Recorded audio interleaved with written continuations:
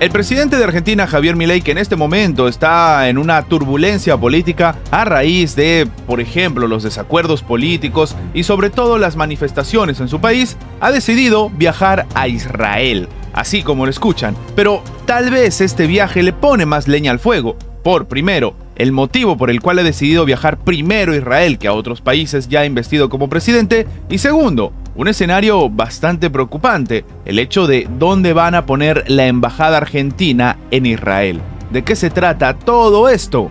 Vamos a comentarlo.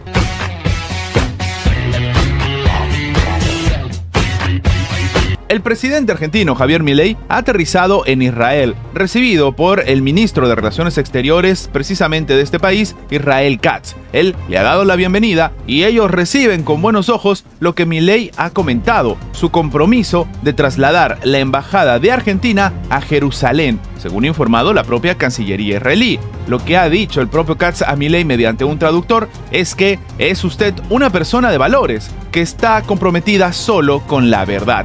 Ya desde aquí vemos el tinte geopolítico de estas declaraciones y que de hecho pueden encender la crítica todavía más en Argentina. ¿Realmente el pueblo argentino necesita esto? De manera literal, el mismo funcionario ha agregado sobre Milei que no es de extrañar que haya elegido venir a Israel de inmediato para apoyarnos en nuestra lucha justa por la defensa del pueblo judío contra los asesinos de Hamás. Terminó agregando el funcionario. Claro, una situación geopolítica bastante complicada y que tal vez Argentina no necesita. Katz ha agradecido a Milei, quien hizo de Israel su primer destino bilateral en el extranjero como presidente tras su elección en diciembre. Milei va a visitar el Muro de las Lamentaciones y se va a reunir con el presidente. Además de esto, está previsto que el día siguiente se reúna con el primer ministro Benjamín Netanyahu. Y aquí empiezan las dudas.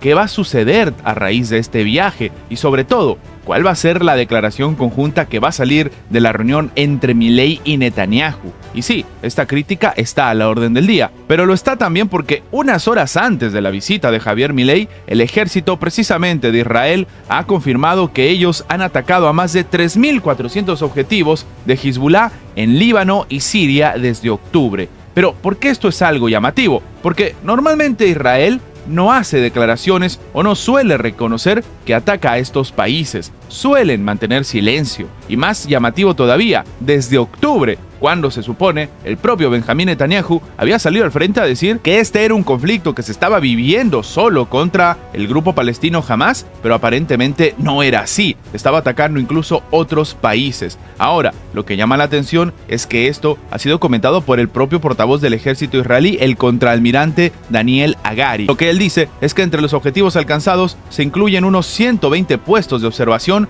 40 depósitos de armas y 40 centros de mando. El hecho de que Israel cambie ahora su discurso y diga que ellos han sido los que han atacado y que lo están haciendo desde octubre, demuestra la agresividad y la postura firme por parte de Israel en mantener el conflicto armado. A pesar de que, mientras él hace estas declaraciones, se supone que tanto Israel como Hamás están intentando llegar a algún tipo de acuerdo para la entrega de los rehenes que todavía faltan. Este es el escenario de Oriente Medio y en el que termina involucrándose Javier Milei. Pero la pregunta cae por su propio peso. ¿Los argentinos realmente necesitan esto? La tensión con Rusia generada por los dichos del presidente ecuatoriano Daniel Noboa podrían afectar las exportaciones de banano a Rusia, un importante mercado para el país latinoamericano. En este caso, algunos asambleístas, sobre todo opositores, han empezado a decir que el presidente debe enmendar este exabrupto por cientos de miles de ecuatorianos que se terminarían viendo afectados. Y es que en medio de la tensión diplomática desatada entre Ecuador y Rusia por la decisión del presidente ecuatoriano de entregar a Estados Unidos armamento de origen ruso, el país sudamericano podría perder gran parte de su comercio de bananos al mercado del país euroasiático, uno de los principales destinos precisamente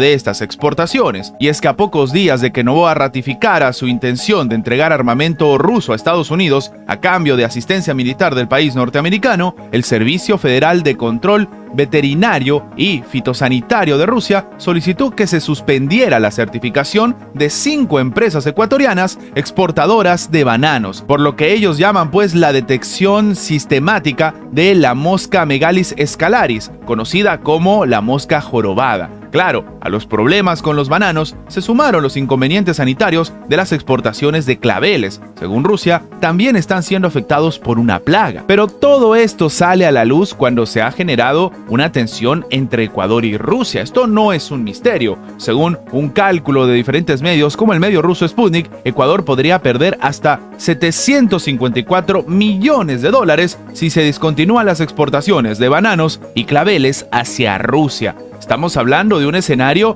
mucho más perjudicial que los 200 millones que él estaba comprometiendo o, en este caso, se animó a ofrecer Estados Unidos por el armamento ruso desfasado, como dicen ellos mismos. La posibilidad de que Ecuador no pueda seguir, en este caso, colocando bananos en el mercado ruso, no solamente preocupa al gobierno de Noboa, sino también a la oposición. Una de ellas es la asambleísta ecuatoriana Paola Cabezas, que ha recordado en su red social que durante la campaña electoral, el ahora presidente Noboa había asegurado que no iba a interrumpir las relaciones comerciales con Rusia. La asambleísta y exgobernadora de Esmeraldas ha agregado que un país carente de empleo, con un mandatario que piensa en inglés y no en sentido global, pone en peligro los ingresos de cientos de familias ecuatorianas. Sí, este es un escenario bastante complicado. Sin embargo, ha salido al frente Ecuador a decir que, bueno, ellos creen que la restricción rusa de las importaciones de su banano es una cuestión técnica. Así como lo escuchan, el gobierno de Ecuador va a tratar la restricción de las importaciones de banano y también de los claveles por la parte rusa como una cuestión técnica y va a hacer esfuerzos para desvirtuar cualquier tipo de argumentación en contra de las exportaciones del país. Esto ha indicado la ministra de Producción, Comercio Exterior, Inversiones y Pesca, Sonsoles García. En este caso, ella dice que desde el gobierno central de Ecuador se quiere tratar esto desde el ámbito técnico y nosotros tenemos la convicción de que vamos a poder desvirtuar cualquier tipo de argumentación en contra de nuestras exportaciones de banano. Una situación entonces que demuestra la postura por parte de Ecuador y lo que algunos llaman la ruptura inminente de relaciones entre Ecuador y Rusia.